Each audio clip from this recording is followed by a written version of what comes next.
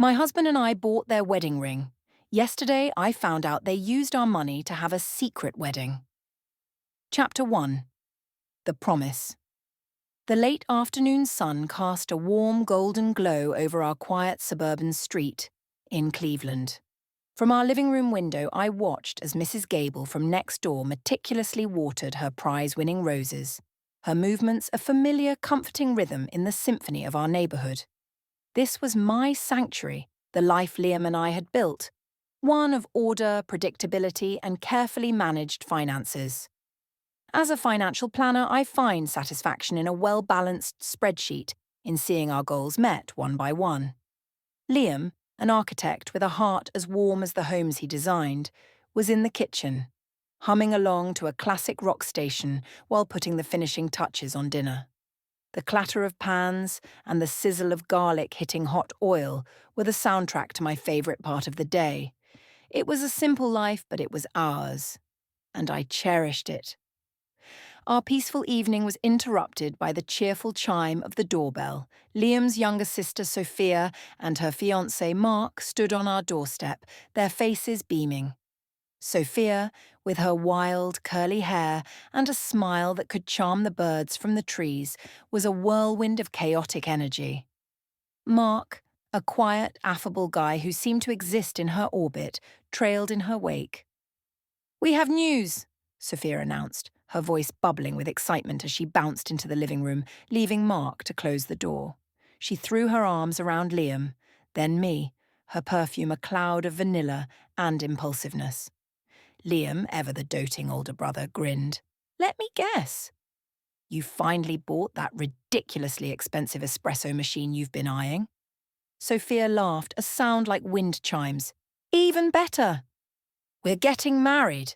She thrust her left hand forward, and for a moment I was confused. Her hand was bare. Mark shuffled his feet, a blush creeping up his neck. "Well, we're going to get married," Sophia clarified, her smile faltering slightly. We have a little problem." And there it was, the pivot. I'd seen it 100 times with clients. The emotional high, followed by the inevitable financial low. I took a sip of my coffee, my internal calculator already starting to whir. We all sat down, the initial excitement replaced by a more somber tone. Sophia explained that they had the perfect wedding all planned out in their minds. A rustic chic ceremony at a beautiful barn venue. A guest list of their closest friends and family. But they'd hit a roadblock. A very expensive, diamond-encrusted roadblock. "I found it, Chloe," Sophia said, her eyes wide and pleading. "The perfect ring. It's vintage from the 1920s. It's us. But it's $5,000. I felt a familiar tightening in my chest. $5,000. It wasn't an astronomical sum to us, but it was a significant one, and it was for a ring. A symbol, yes, but a depreciating asset nonetheless. My practical financial planner brain screamed, "No!" Liam, however, was already softening. He looked at his sister, his expression a mixture of pride and concern. "Wow, Soph, that's a lot." "I know," she whispered, her voice cracking. "And we've tried everything. We can't get a loan, our credit cards are maxed out, and I just can't imagine starting our life together without that ring. It feels like a bad omen." I watched the scene unfold. The emotional manipulation, intentional or not, was a masterclass. Liam was caught. He looked at me, his eyes silently asking for my approval. This was the delicate dance of our marriage. I was the pragmatist. He was the sentimentalist. I managed the money, but he managed the family. Saying no would make me the villain, the cold-hearted sister-in-law who valued money over love. So I did what I always did. I took control. I became the planner. "Okay," I said, my voice calm and steady. I set my coffee cup down on the coaster, a small, deliberate action. "We can help you. But we need to be very clear about the terms." Sophia's face lit up. "Oh, Chloe, thank you." "Anything." I looked directly at her, then at Mark, making sure I had both of their full attention. "This will be a loan, not a gift. $5,000. We'll write up a simple agreement. No interest, but you have to pay it back in full within 1 year. And the money is to be used only for the ring. Nothing else. Liam looked relieved. I had found a way to help his sister without completely abandoning our financial principles. Sophia and Mark nodded eagerly, their promises a torrent of gratitude. Of course, Chloe. Absolutely, Sophia gushed. You're the best. We'll pay you back every penny, I swear. As Liam walked them to the door, I went to my office and printed out a simple loan agreement. They signed it without even reading the single paragraph. As they left, waving and smiling, a sense of unease settled over me. It was just a feeling, a flicker of doubt in the back of my mind. But I pushed it away. This was family. And we had a promise. Chapter 2. The First Cracks. The next few months passed in a blur of work and routine. The loan agreement sat filed away in my desk, a silent testament to our generosity. Sophia sent a picture of the ring a week after we gave them the money. It was, I had to admit, beautiful. A delicate, intricate piece of jewellery that seemed to capture her personality perfectly. For a while my unease faded, but as spring turned to summer, a subtle shift occurred. Whenever I'd see Sophia at family dinners, I'd ask about the wedding plans. Her answers became increasingly vague.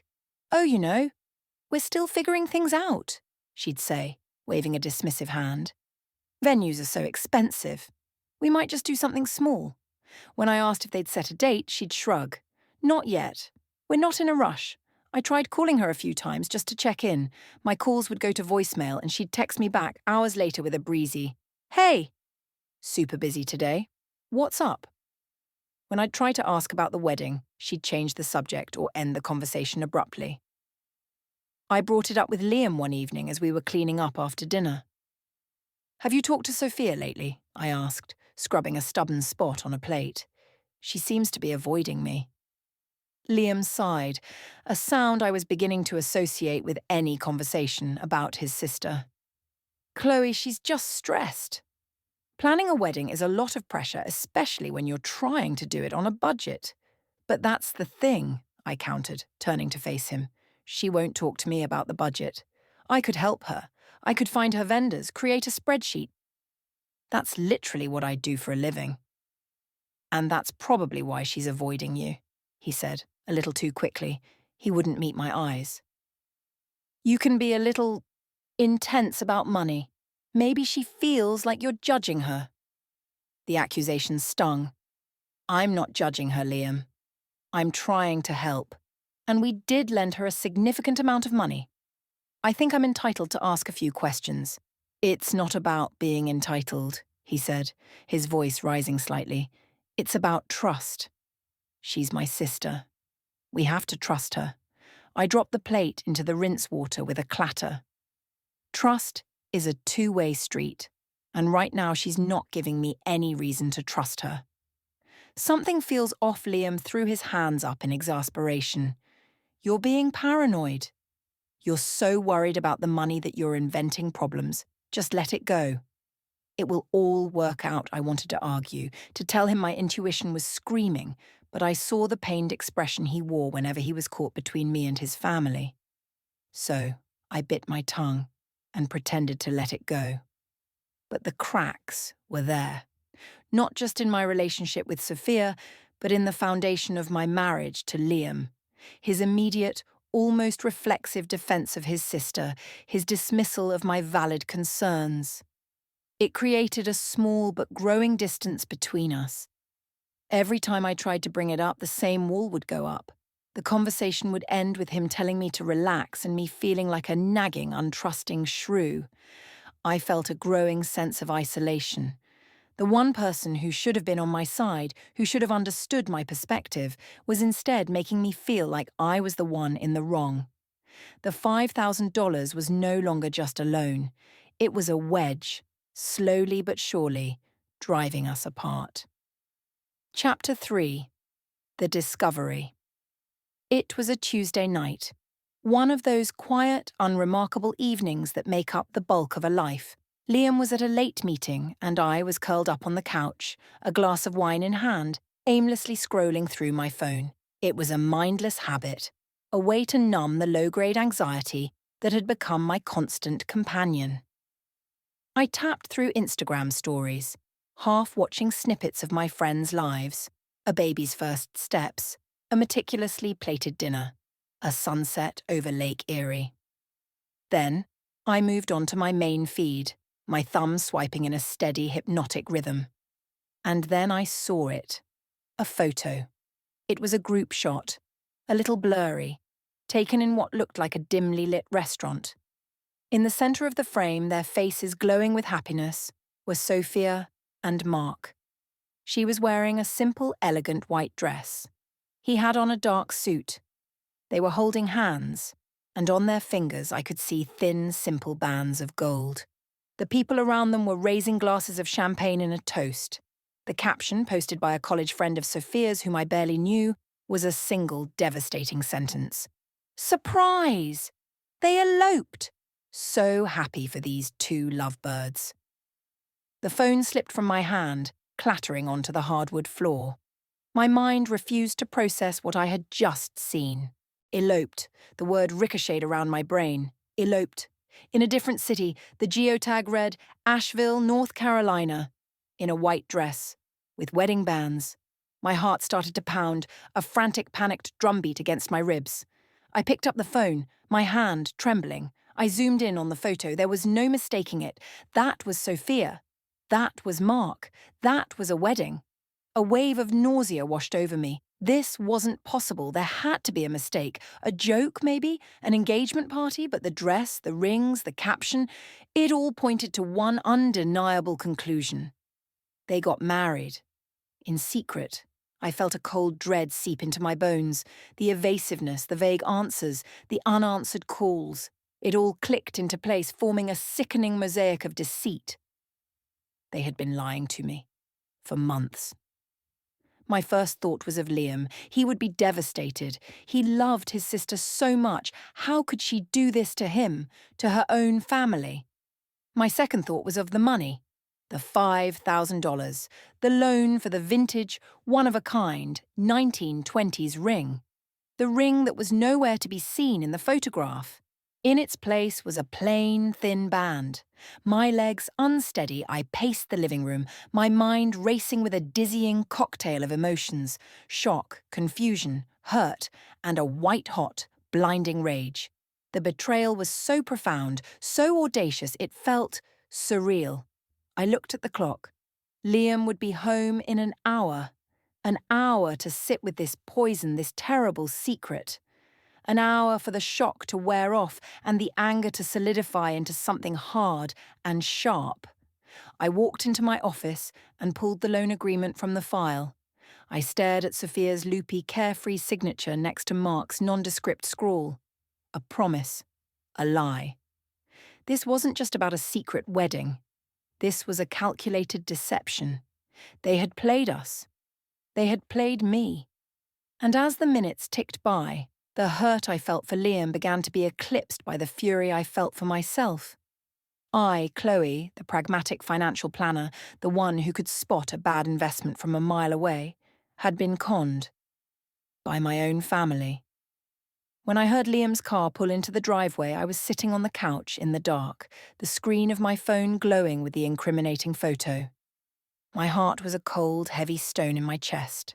The sanctuary had been breached. The peace was shattered. And I knew, with a terrible certainty, that our quiet, orderly life would never be the same. Chapter 4. The unravelling Liam walked in, humming that same classic rock tune from the other night, his briefcase in one hand, a takeout bag in the other. "I brought pizza," he announced, his voice cheerful. "I know you didn't feel like cooking." He flicked on the lights, and his smile faltered when he saw my face. "Chloe, what's wrong? You look like you've seen a ghost." I didn't say a word.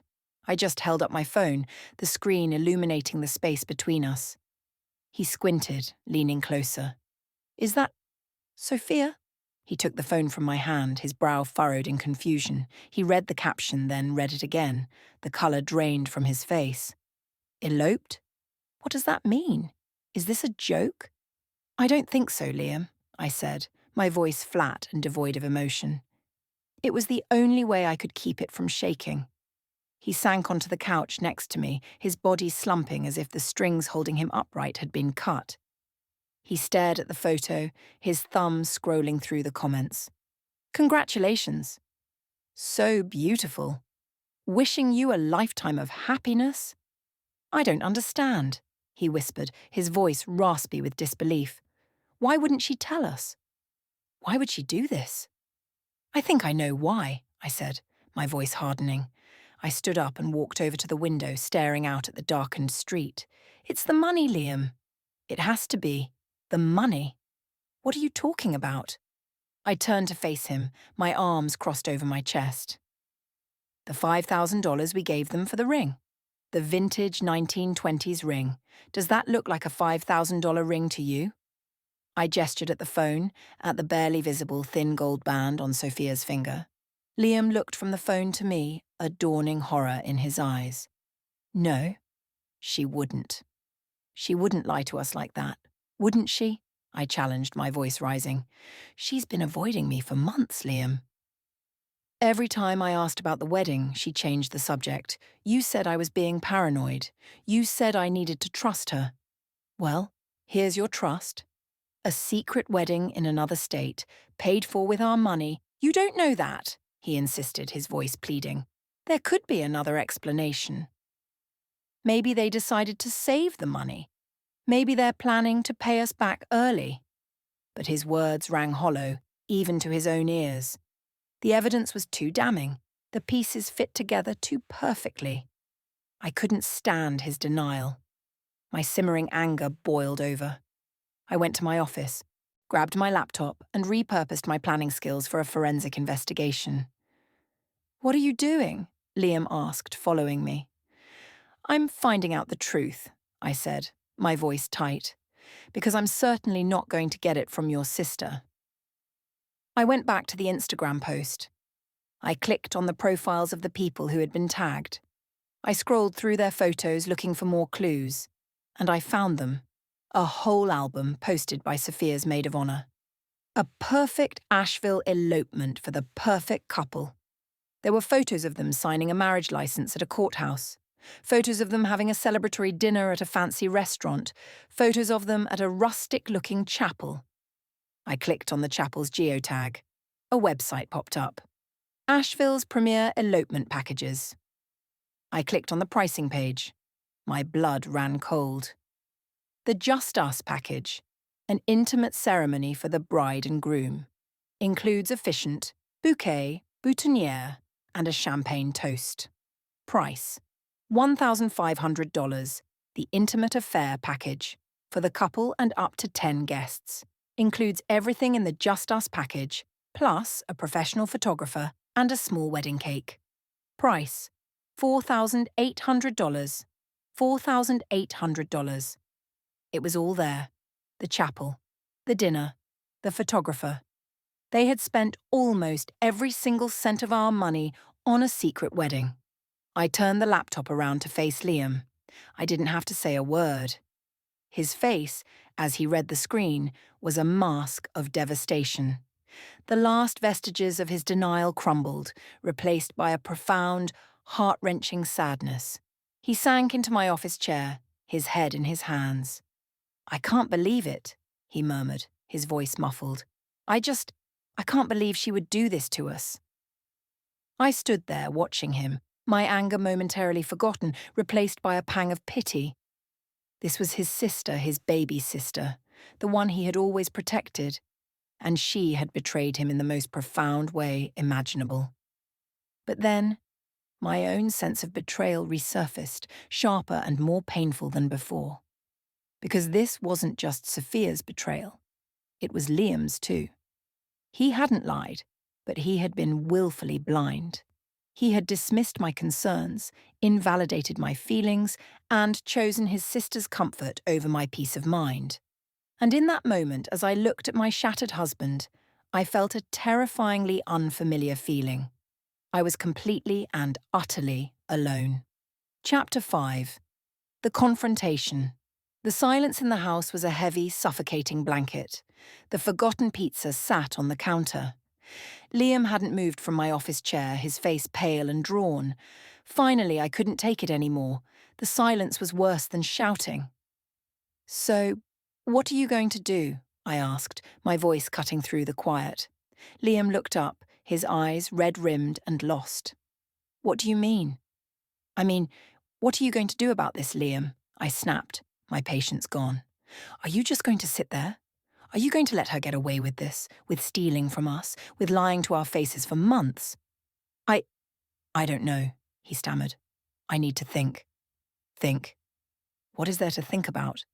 I stood up, my body thrumming with a furious energy.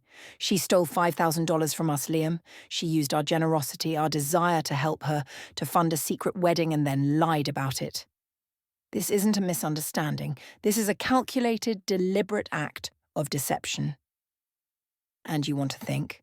"She's my sister, Chloe," he yelled, finally finding his voice. He shot to his feet, his face contorted with a mixture of anger and pain.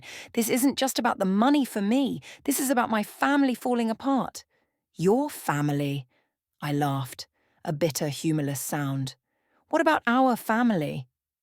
"What about the two of us? I told you something was wrong. I begged you to listen to me. But you dismissed me. You called me paranoid. You chose to believe her lies over my intuition. So don't you dare talk to me about family falling apart. You helped her tear a hole in this one." The words hung in the air between us, ugly and sharp. We stared at each other, both breathing heavily, the chasm between us wider than it had ever been. The hurt in his eyes was so profound it almost made me flinch.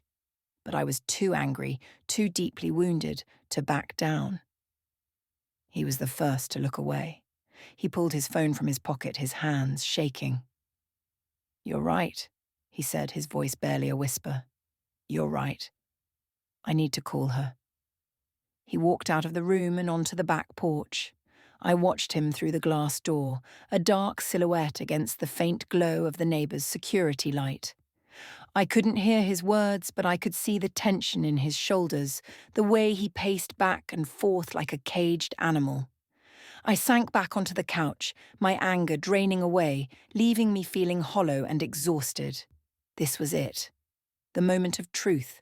The confrontation I had been simultaneously dreading and craving. After what felt like an eternity, he came back inside, his face grim. He slid the glass door shut and stood there for a moment, his back to me. "Well?" I prompted, my voice softer now. He turned around and the look on his face was one of utter defeat. "She admitted it," he said, his voice hoarse. "All of it." He told me about the conversation, his words tumbling out in a disjointed, pained rush. At first, Sophia had tried to deny it, to laugh it off as a crazy misunderstanding, but when Liam told her about the website, about the elopement package, her story had crumbled. "She said they were just so overwhelmed," Liam recounted, his voice thick with a sarcasm I'd never heard from him before. "She said the pressure of a big wedding was too much, so they decided to do something small and intimate." "She said they were going to tell us and the money?" I asked, my voice cold. Liam let out a harsh, broken laugh. "She said they reallocated it." Her word.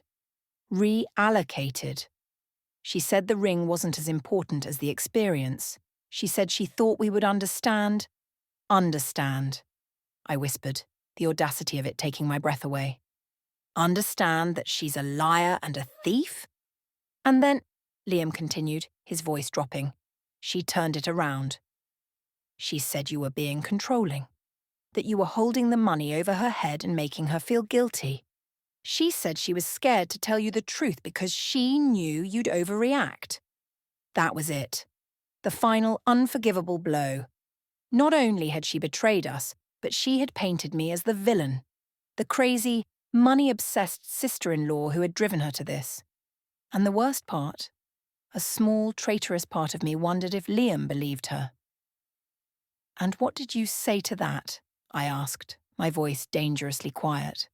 He looked at me, and for the first time that night I saw a flicker of the man I had married, the man who was supposed to be my partner. His eyes were filled with a fierce, protective anger. I told her she was wrong, he said, his voice firm. I told her that you were the most generous person I know, and that she had taken advantage of you. Of us.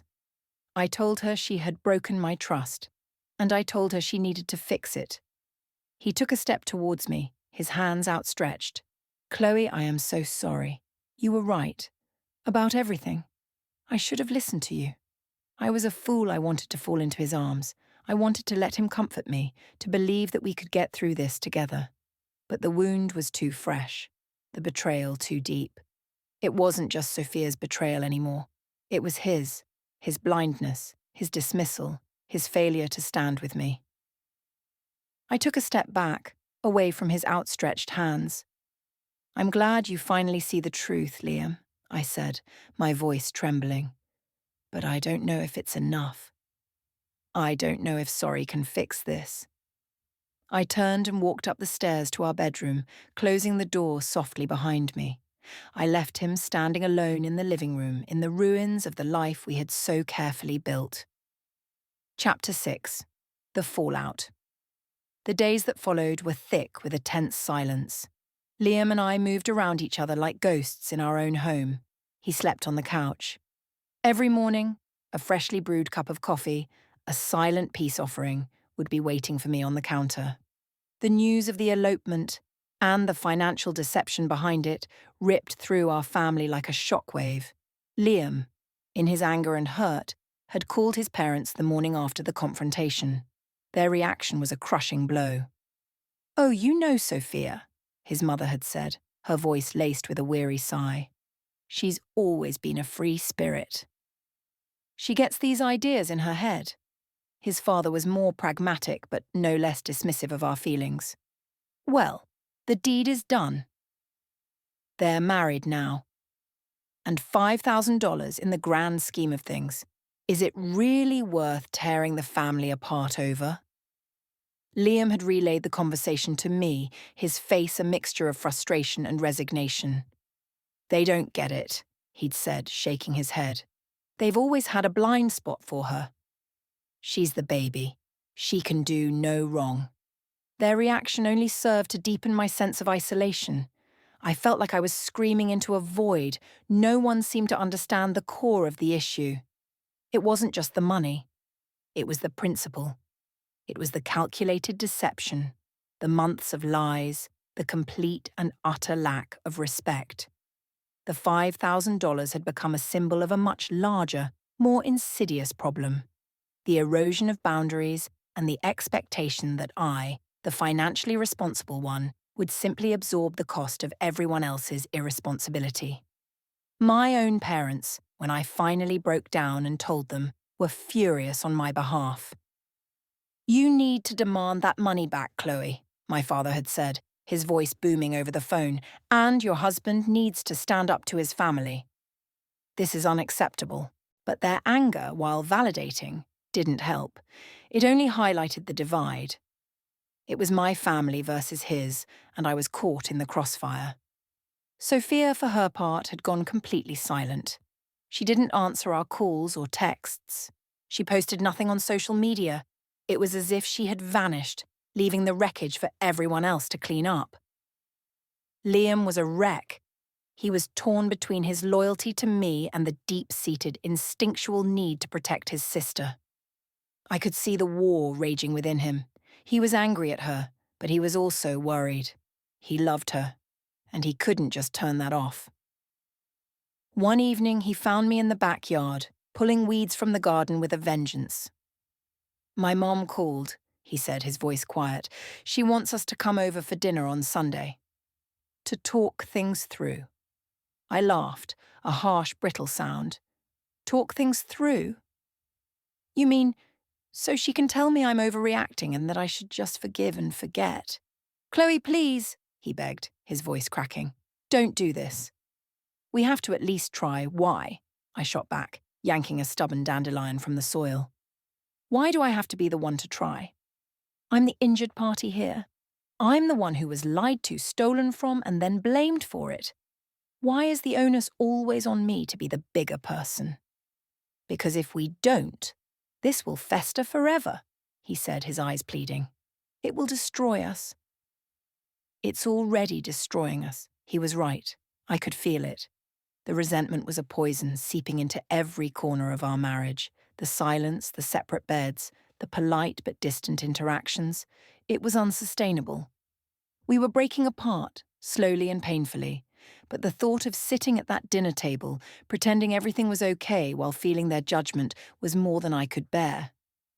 I can't, Liam, I said, my voice barely a whisper. I dropped the weeds and hugged my arms around myself. I can't go. Not yet. Maybe not ever. I saw the hope die in his eyes. He nodded slowly, his shoulders slumping in defeat. Okay, he said. I'll tell them you're not feeling well. He turned and walked back into the house, leaving me alone in the fading light. The chasm between us had become a canyon, and for the first time since this nightmare began, I allowed myself to consider a terrifying, unthinkable thought. Maybe this was something our marriage couldn't survive. Chapter 7. A Glimmer of Hope. Liam went to his parents' house for dinner that Sunday alone. I spent the day in a state of numb anxiety, cleaning the house with a frantic energy, trying to scrub away the feeling of impending doom. I expected him to come home angry, or at the very least frustrated with my refusal to participate in the family's charade of reconciliation. I braced myself for another fight, another night of suffocating silence. But when he walked through the door late that evening, his expression was different. It wasn't angry, or sad, or defeated. It was thoughtful. He looked at me, really looked at me, for the first time in what felt like weeks. "Can we talk?" he asked, his voice quiet and serious. I nodded, my heart pounding a nervous rhythm. I followed him to the living room, and we sat on opposite ends of the couch, the space between us a physical representation of our emotional distance. He took a deep breath. "I had a long talk with my parents," he began. "And at first, it was exactly what you predicted. Mom said we needed to be the bigger people, that Sophia was young and made a mistake. Dad talked about the importance of family unity." He paused, running a hand through his hair. "And I snapped. I told them they were wrong. I told them that Sophia wasn't a child anymore. She was a married woman, and that what she did wasn't a mistake. It was a deliberate, calculated act of betrayal." I stared at him, stunned into silence. This was a side of Liam I had never seen before. The easygoing, conflict-avoidant man was gone, replaced by someone who was willing to fight for his convictions. For our convictions. "I explained it to them," he continued, his voice gaining strength. "I explained how you had tried to warn me, how I had dismissed your concerns. I told them how it felt to be lied to for months. And I told them that by making excuses for her, they were enabling her behavior and invalidating our feelings. I told them that our marriage was on the line and that if they couldn't support us as a unit, then I didn't know what our relationship would look like going forward." He finally looked at me, his eyes filled with a raw, desperate sincerity. "Chloe, I finally get it. I've been so focused on not losing my sister that I was willing to lose you. And that's not a trade I'm willing to make. You are my wife. You are my partner. My loyalty is to you. It should have always been to you." Tears welled in my eyes, hot and unexpected. They weren't tears of sadness or anger, but of a profound, overwhelming relief. It was as if a dam inside me had broken, releasing months of pent-up fear and resentment. "I called Sophia after I left their house," he said, his voice softening. "I told her that her apology needed to be to you, not to me. I told her that she had to take full responsibility for her actions, without excuses or blame. And I told her that she and Mark needed to come up with a concrete plan to pay us back, starting immediately. I told her that our relationship, and her relationship with our family, depended on it." He moved closer, bridging the gap between us on the couch. He tentatively took my hand. His was warm and steady. "I know I messed up, Chloe," he said, his voice thick with emotion. "I broke your trust." And I know that it's going to take a lot more than words to fix it. But I'm willing to do the work. I'm willing to fight for us. If you'll let me, I looked at our joined hands, then up at his face. The man I had fallen in love with was still there, behind the pain and the confusion. He had made a mistake, a terrible one, but he was trying to make it right. He had finally chosen me. He had chosen us. It wasn't a magic wand. The hurt was still there, a deep, tender bruise on my heart. The trust, once shattered, couldn't be instantly glued back together. But for the first time since I saw that fateful photo, I felt a flicker of something I thought I had lost for good. Hope. I squeezed his hand, a small, almost imperceptible gesture, but it was enough. "Okay, Liam," I whispered, my voice hoarse with unshed tears. "Okay?" Chapter 8. The Apology. A week later, Sophia called. Her voice on the phone was small and hesitant, a stark contrast to her usual bubbly confidence. "Chloe?" "It's Sophia." Liam said, "He said you might be willing to talk to us." My first instinct was to say no, to hang up, to shield myself from another potential blow. But I looked across the room at Liam, who was watching me with a supportive, encouraging expression. He had been true to his word all week, a constant reassuring presence. He was fighting for us. I had to be willing to take a step, however small. "Okay, Sophia," I said, my voice more steady than I felt. "We can talk." We agreed to meet at our house. Neutral ground was a fiction at this point. My home had been the scene of the crime, so to speak, but I felt stronger there, more in control. When they arrived, they looked like two chastened children being called to the principal's office. Sophia's eyes were puffy and red, and she wouldn't meet my gaze.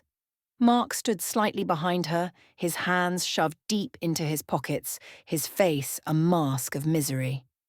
We sat in the living room, the four of us, in a silence that was thick with unspoken accusations and regrets.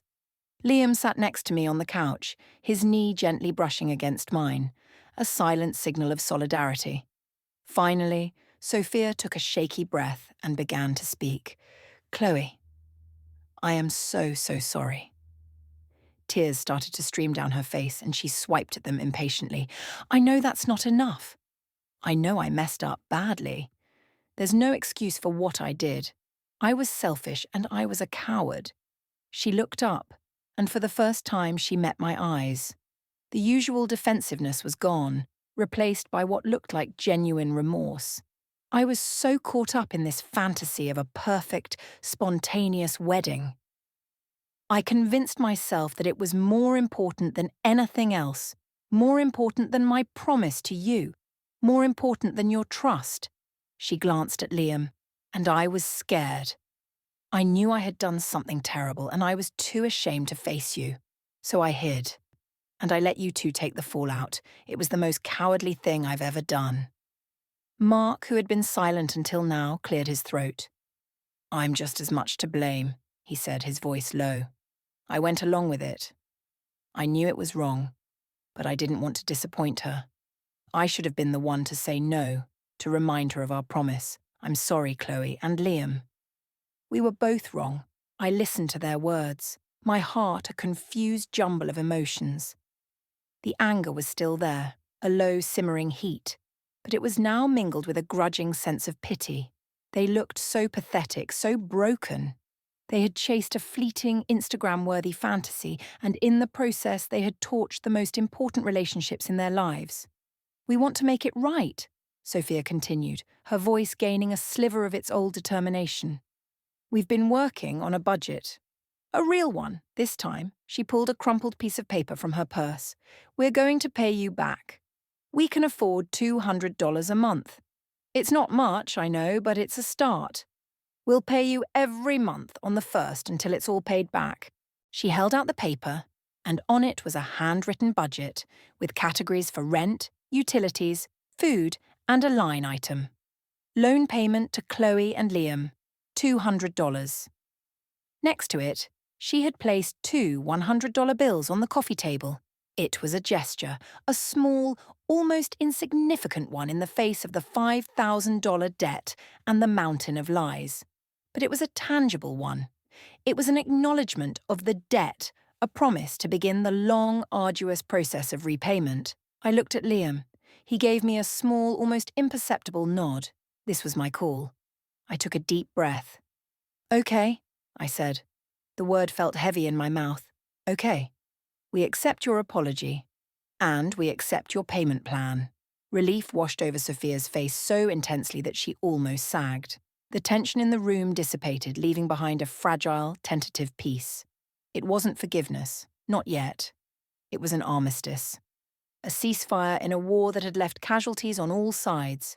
It was a recognition that the only way forward was to start, however slowly, to rebuild what had been destroyed. As they left, Sophia paused at the door. "Chloe," she said, her voice barely a whisper. "Thank you." I just nodded. I didn't have the words or the will to say anything more. I closed the door and leaned against it, the exhaustion of the past few weeks washing over me. Liam came and wrapped his arms around me from behind, resting his chin on my shoulder. "You did good," he murmured into my ear. I leaned back into him, allowing myself to feel his support. The apology had been made. A plan was in place. But the road ahead was still long and uncertain. The trust, like a precious vase that had been shattered, would have to be pieced back together, fragment by painful fragment, and I knew with a weary certainty that the cracks would always be visible. Chapter 9. Rebuilding Trust. The apology wasn't a magic eraser. The weeks that followed were a slow, painstaking process. On the first of each month, a $200 transfer would arrive from Sophia, a consistent reminder of both the betrayal and the effort to atone for it. My relationship with Sophia remained strained. We were civil at family gatherings, exchanging polite but distant pleasantries. The easy, casual affection we once shared was gone, replaced by a cautious formality. I no longer offered her advice, financial or otherwise, and she no longer asked for it. A boundary had been drawn, etched in the hard-earned lesson of the past few months. But the real work, the most difficult and important work, was happening within the walls of our own home. Liam and I started going to couples counselling. Our first session was raw and painful. I laid out my hurt and anger, my voice trembling as I recounted the feeling of being dismissed and isolated. Liam, to his credit, didn't make excuses.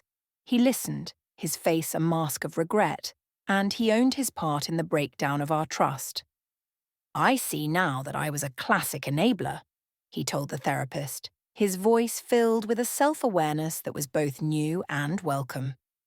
"I was so afraid of the conflict with my sister that I sacrificed my wife's peace of mind. I put the comfort of my family of origin ahead of the health of the family we had created together." The therapist, a kind, insightful woman named Dr. Evans, gave us tools. We learned to communicate more effectively, to listen without becoming defensive.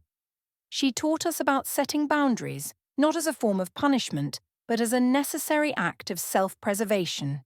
We talked about loyalty and how in a marriage the primary loyalty must always be to each other. It was hard. There were sessions that left us feeling drained and emotionally raw. There were arguments that felt like setbacks, old wounds torn open anew. But we kept going.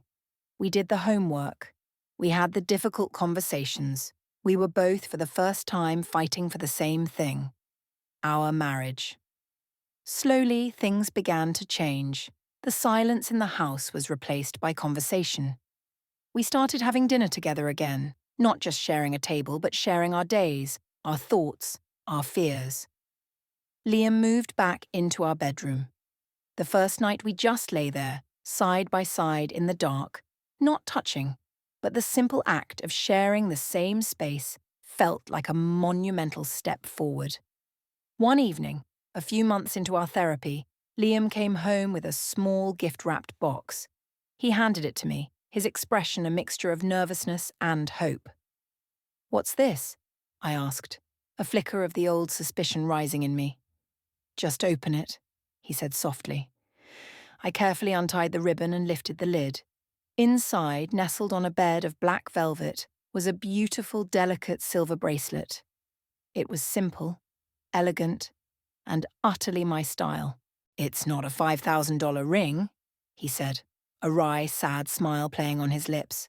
"But I saw it, and it made me think of you.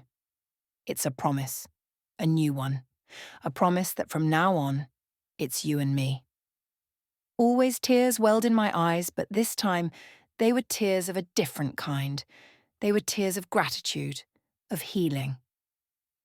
I let him fasten the bracelet around my wrist. It felt cool and solid against my skin, a tangible symbol of our renewed commitment. That night, as we lay in bed, I reached for his hand in the dark. He laced his fingers through mine, his grip firm and reassuring. The chasm between us was finally closing. The trust, so painstakingly pieced back together, was beginning to feel whole again. It was a different kind of trust, one that was more realistic, more aware of the fragility of human relationships. It was a trust that had been tested by fire and had, against all odds, survived. Chapter 10. A New Beginning. A year passed. The seasons turned. The $200 payments from Sophia and Mark continued to arrive on the first of every month. It was a slow but consistent process that spoke more than any apology could. Our relationship had found a new, quiet equilibrium. The raw wound had healed into a scar, a permanent reminder of the hurt, but no longer a source of constant pain. We could be in the same room without the air crackling with tension. We could talk about neutral topics, work, movies, the weather. The old, easy intimacy was gone, perhaps forever, but it had been replaced by a respectful distance. We were family, but with clearer, healthier boundaries. But the most profound change was in my marriage. The crisis had forced us to confront the cracks in our foundation, and in rebuilding it, we had created something stronger. Our communication was more honest, our partnership more balanced. Liam had learned to be a husband first and a brother second. I had learned that I could be vulnerable, that I didn't always have to be the strong one. The bracelet he had given me was a constant presence on my wrist. It was a reminder not of the betrayal, but of the promise that came after. The promise to choose each other every day. One crisp autumn afternoon, Liam and I were raking leaves in the front yard, the air filled with the earthy scent of decay and renewal. We worked in a comfortable silence, the rhythm of our rakes a familiar, companionable sound. It was a scene of domestic tranquility, almost identical to the ones that had preceded the storm. But it felt different. It felt more real, more earned. Liam paused, leaning on his rake and looking at our house. "You know," he said, his voice thoughtful, "I used to think our life was perfect before. But it wasn't. It was just untested." I stopped raking and looked at him. "And now?" He smiled, a genuine, unburdened smile that reached his eyes. "Now it's not perfect, but it's strong." And that's better. I knew what he meant. Our life was no longer a pristine, untouched photograph. It was a kintsugi bowl, its cracks filled with gold, a testament to the fact that it had been broken and was more beautiful for it. Later that evening, I was balancing our checkbook. I saw the latest payment from Sophia, and for the first time I didn't feel a surge of anger or resentment. I just felt a quiet sense of closure. The money was just money again. Its power to hurt us was gone. I closed the laptop and walked into the living room where Liam was reading. I curled up next to him on the couch, and he instinctively put his arm around me. I leaned my head on his shoulder, feeling the steady, reassuring beat of his heart. We had been through the fire. We had been tested, and we had been broken. But we had survived. We had rebuilt. And in the quiet, unassuming peace of that ordinary evening, I knew with a certainty that settled deep in my bones that we had found our new beginning.